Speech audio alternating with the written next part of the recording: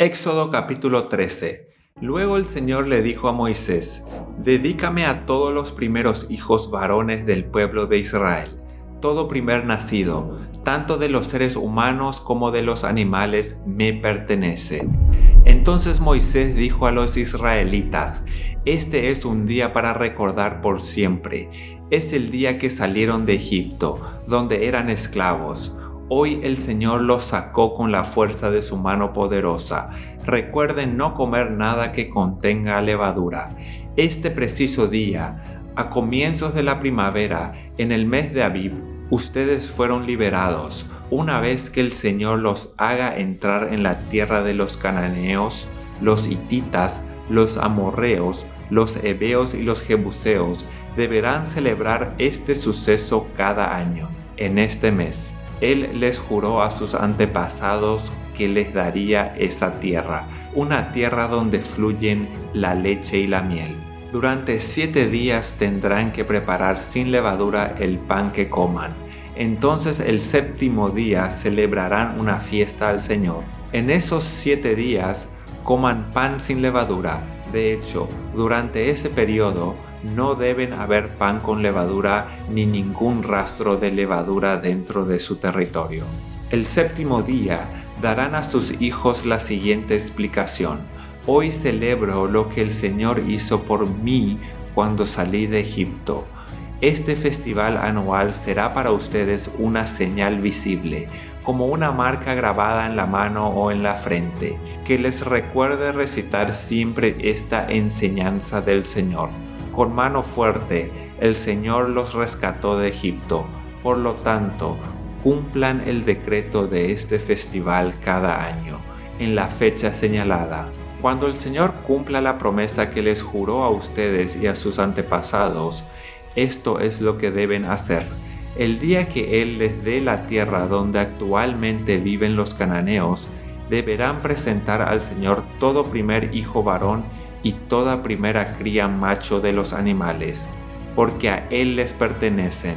Para recuperar la primera cría de un burro, podrán pagar rescate al Señor entregando como sustituto un cordero o un cabrito.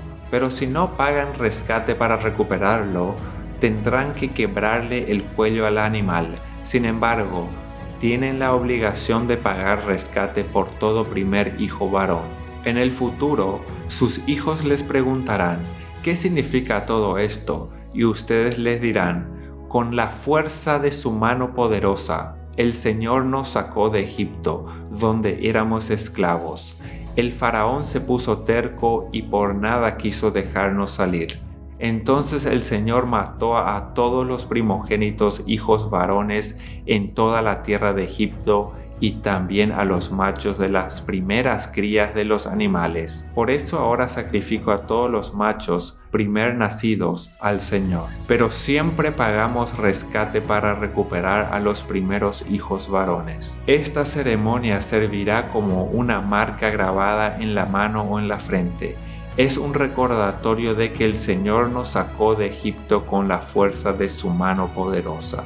Cuando por fin el faraón dejó salir a los israelitas, Dios no los guió por el camino principal que atraviesa el territorio filisteo, aunque esa era la ruta más corta para la tierra prometida. Dios dijo: si los israelitas llegaran a enfrentar una batalla, podrían cambiar de parecer y regresar a Egipto. Por eso Dios los hizo dar un rodeo por el camino del desierto, hacia el Mar Rojo. Así los israelitas salieron de Egipto como un ejército preparado para la batalla. Moisés llevó consigo los restos de José, porque José había hecho jurar a los hijos de Israel que así lo harían cuando dijo: pueden estar seguros de que Dios vendrá a ayudarlos. Cuando eso suceda, llévense de aquí mis restos con ustedes. Entonces los israelitas salieron de Sucot y acamparon en Etam, al límite del desierto. El Señor iba delante de ellos y los guiaba durante el día mediante una columna de nube y les daba luz durante la noche con una columna de fuego. Esto les permitía viajar de día y de noche. El Señor nunca quitó de su lugar delante de ellos la columna de nube ni la columna de fuego. Éxodo capítulo 14. Entonces el Señor le dio a Moisés las siguientes instrucciones: ordénales a los israelitas que den la vuelta y acampen cerca de Pi-Hairot, entre Migdol y el mar, que acampen allí, a lo largo de la orilla, frente a Baal-Zephón. Entonces el faraón pensará: los israelitas están confundidos, quedaron atrapados en el desierto.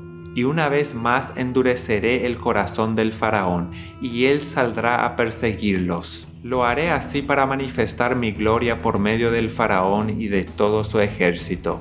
Después los egipcios sabrán que yo soy el Señor. Así que los israelitas acamparon donde se les dijo. Cuando al rey de Egipto le llegó la noticia de que los israelitas habían huido, el faraón y sus funcionarios cambiaron de parecer. ¿Qué hemos hecho al permitir que todos estos esclavos israelitas se fueran?, se preguntaban. Entonces el faraón preparó su carro de guerra y llamó a sus tropas.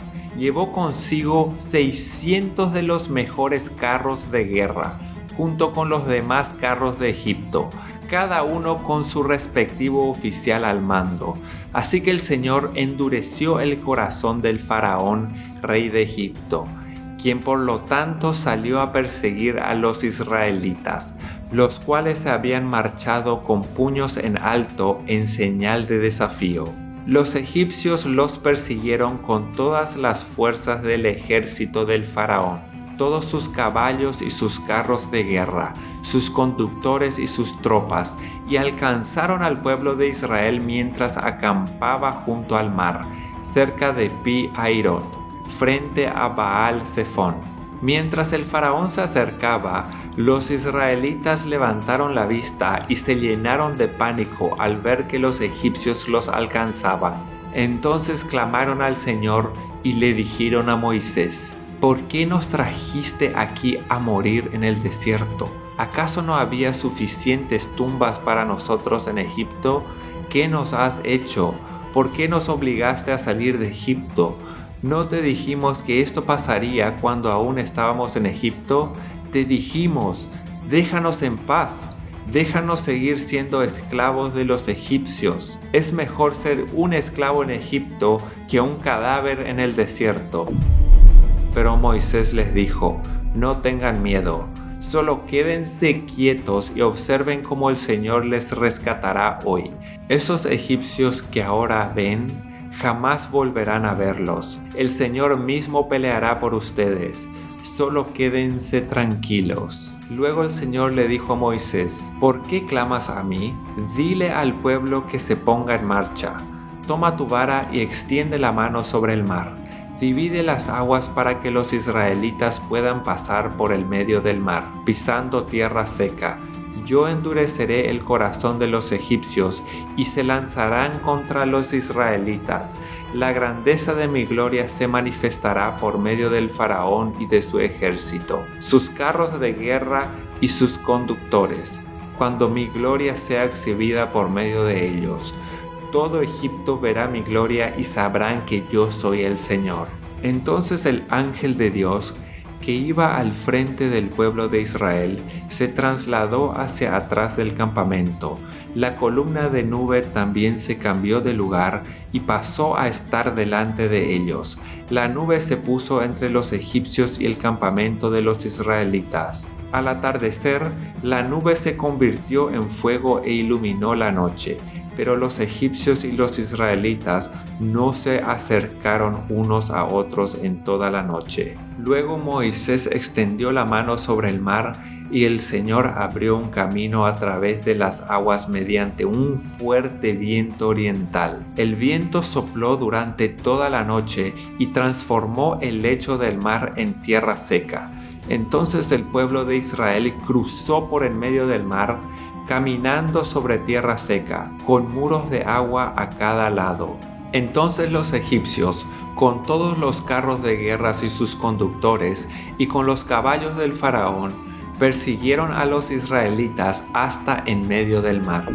Pero poco antes del amanecer, el Señor miró al ejército egipcio desde la columna de fuego y de nube, y causó gran confusión en sus fuerzas de combate.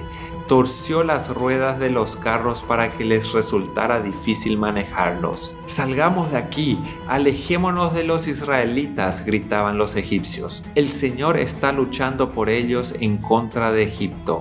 Cuando todos los israelitas habían llegado al otro lado, el Señor le dijo a Moisés: «Extiende otra vez tu mano sobre el mar, y las aguas volverán con fuerza y cubrirán a los egipcios, a sus carros y a sus conductores». Entonces, cuando el sol comenzaba a salir, Moisés extendió su mano sobre el mar y las aguas volvieron con fuerza a su estado normal.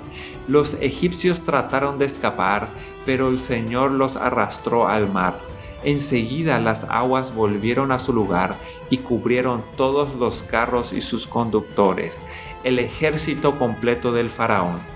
No sobrevivió ni uno de los egipcios que entró al mar para perseguir a los israelitas. En cambio, el pueblo de Israel caminó por el medio del mar sobre tierra seca, mientras las aguas permanecían levantadas como muros a ambos lados. Así es como el Señor aquel día rescató a Israel de las manos de los egipcios, y los israelitas vieron los cadáveres de los egipcios a la orilla del mar. Cuando el pueblo de Israel vio el gran poder que el Señor había desatado contra los egipcios, se llenaron de temor reverente delante de él.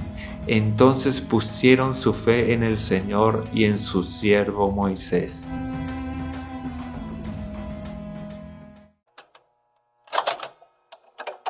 Salmos capítulo 32. Oh, qué alegría para aquellos a quienes se les perdona la desobediencia, a quienes se les cubre su pecado. Sí, qué alegría para aquellos a quienes el Señor les borró la culpa de su cuenta, los que llevan una vida de total transparencia. Mientras me negué a confesar mi pecado, mi cuerpo se consumió y gemía todo el día. Día y noche tu mano de disciplina pesaba sobre mí. Mi fuerza se evaporó como agua al calor del verano.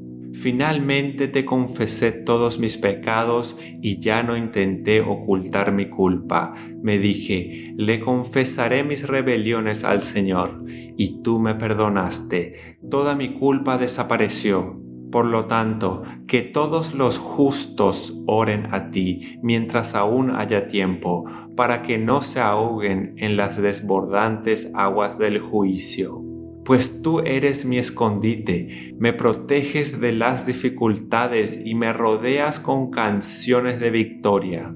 El Señor dice, te guiaré por el mejor sendero para tu vida, te aconsejaré y velaré por ti.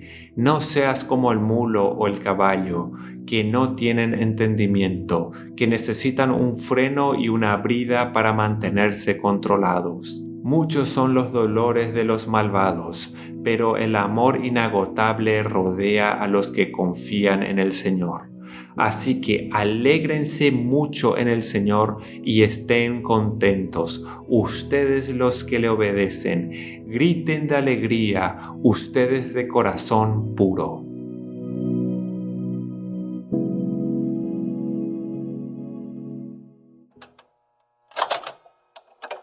Marcos capítulo 12. Después Jesús comenzó a enseñarles con historias. Un hombre plantó un viñedo, lo cercó con un muro, cavó un hoyo para extraer el jugo de las uvas y construyó una torre de vigilancia. Luego les alquiló el viñedo a unos agricultores arrendatarios y se mudó a otro país. Llegando el tiempo de la cosecha de la uva, envió a uno de sus siervos para recoger su parte de la cosecha. Pero los agricultores agarraron al siervo, le dieron una paliza y lo mandaron de regreso con las manos vacías. Entonces el dueño envió a otro siervo, pero lo insultaron y le pegaron en la cabeza. Al próximo siervo que envió, lo mataron. Envió a otros, a unos los golpearon y a otros los mataron, hasta que le quedó solo uno, su hijo. a quien amaba profundamente. Finalmente, el dueño lo envió porque pensó: sin duda respetarán a mi hijo. Los agricultores se dijeron unos a otros: aquí viene el heredero de esta propiedad. Matémoslo y nos quedaremos con la propiedad. Así que lo agarraron, lo asesinaron y tiraron su cuerpo fuera del viñedo. ¿Qué creen que hará el dueño del viñedo?, preguntó Jesús. Les diré: irá y matará a esos agricultores y alquilará el viñedo a otros. ¿Nunca leyeron en las Escrituras? La piedra que los constructores rechazaron ahora se ha convertido en la piedra principal. Esto es obra del Señor, y es maravilloso verlo. Los líderes religiosos querían arrestar a Jesús porque se dieron cuenta que contaba esa historia en contra de ellos, pues ellos eran los agricultores malvados, pero tenían miedo de la multitud, así que lo dejaron y se marcharon. Después los ancianos enviaron a algunos fariseos y partidores de Herodes para hacer que Jesús cayera en la trampa de decir algo por lo cual pudiera ser arrestado. «Maestro», dijeron, «sabemos lo honesto que eres. Eres imparcial y no tienes favoritismos. Enseñas con verdad el camino de Dios. Ahora dinos, ¿es correcto que paguemos impuestos al César o no? ¿Debemos o no pagarlos?» Jesús se dio cuenta de su hipocresía y dijo: «¿Por qué intentan atraparme? Muéstrenme una moneda romana y les diré». Cuando se la dieron, les preguntó: «¿A quién pertenece la imagen y el título grabados en la moneda?» «Al César», contestaron. «Bien», dijo Jesús, «entonces den al César lo que pertenece al César y den a Dios lo que pertenece a Dios». Su respuesta los dejó totalmente asombrados. Después se acercaron a Jesús algunos saduceos, líderes religiosos que dicen que no hay resurrección después de la muerte. Le plantearon la siguiente pregunta: «Maestro, Moisés nos dio una ley que dice: si un hombre muere y deja a una esposa sin hijos, su hermano debe casarse con la viuda y darle un hijo para que el nombre del hermano continúe. Ahora bien, supongamos que había 7 hermanos. El mayor se casó y murió sin dejar hijos. Entonces el segundo hermano se casó con la viuda, pero también murió sin dejar hijos. Luego el tercer hermano se casó con ella. Lo mismo sucedió con los 7 y aún no había hijos. Por último, la mujer también murió. Entonces dinos, ¿de quién será esposa en la resurrección? Pues los 7 estuvieron casados con ella». Jesús contestó: «El error de ustedes es que no conocen las Escrituras y no conocen el poder de Dios. Pues cuando los muertos resuciten, no se casarán ni se entregarán en matrimonio. En este sentido, serán como los ángeles del cielo. Ahora bien, en cuanto a si los muertos resucitarán, ¿nunca han leído acerca de esto en los escritos de Moisés? En la historia de la zarza ardiente.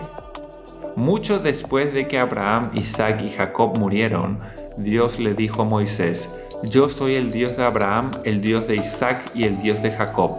Por lo tanto, Él es Dios de los que están vivos, no de los muertos. Ustedes han cometido un grave error». Uno de los maestros de la ley religiosa estaba allí escuchando el debate. Se dio cuenta de que Jesús había contestado bien.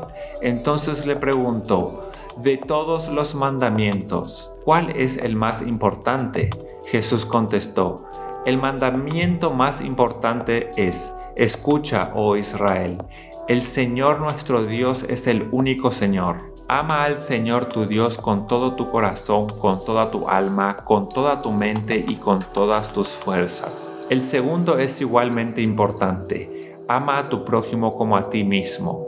Ningún otro mandamiento es más importante que estos». El maestro de la ley religiosa respondió: «Bien dicho, maestro. Has hablado la verdad al decir que hay solo un Dios y ningún otro. Además, yo sé que es importante amarlo con todo mi corazón y todo mi entendimiento y todas mis fuerzas, y a amar a mi prójimo como a mí mismo. Esto es más importante que presentar todas las ofrendas quemadas y sacrificios exigidos en la ley. Al ver cuánto entendía el hombre, Jesús le dijo: no estás lejos del reino de Dios. Y a partir de entonces, nadie se atrevió a hacerle más preguntas. Tiempo después, Jesús estaba enseñando al pueblo en el templo y preguntó: ¿por qué afirman los maestros de la ley religiosa que el Mesías es hijo de David? Pues el propio David, mientras hablaba bajo la inspiración del Espíritu Santo, dijo: el Señor le dijo a mi Señor: siéntate en el lugar de honor a mi derecha, hasta que humille a tus enemigos y los ponga debajo de tus pies. Ya que David mismo llamó al Mesías mi Señor, ¿cómo es posible que el Mesías sea su hijo? La gran multitud se deleitaba al escucharlo. Jesús también enseñó: cuídense de los maestros de la ley religiosa, pues les gusta pavonearse en túnicas largas y sueltas y recibir saludos respetuosos cuando caminan por las plazas. Y cómo les encanta ocupar los asientos de honor en las sinagogas y sentarse a la mesa principal de los banquetes. Sin embargo, estafan descaradamente a las viudas para apoderarse de sus propiedades y luego pretenden ser piadosos haciendo largas oraciones en público. Por eso serán castigados con más severidad. Jesús se sentó cerca de la caja de las ofrendas del templo y observó mientras la gente depositaba su dinero. Muchos ricos echaban grandes cantidades. Entonces llegó una viuda pobre y echó 2 monedas pequeñas. Jesús llamó a sus discípulos y les dijo: les digo la verdad, esta viuda pobre ha dado más que todos los demás que ofrendan, pues ellos dieron una mínima parte de lo que les sobraba, pero ella, con lo pobre que es, dio todo lo que tenía para vivir.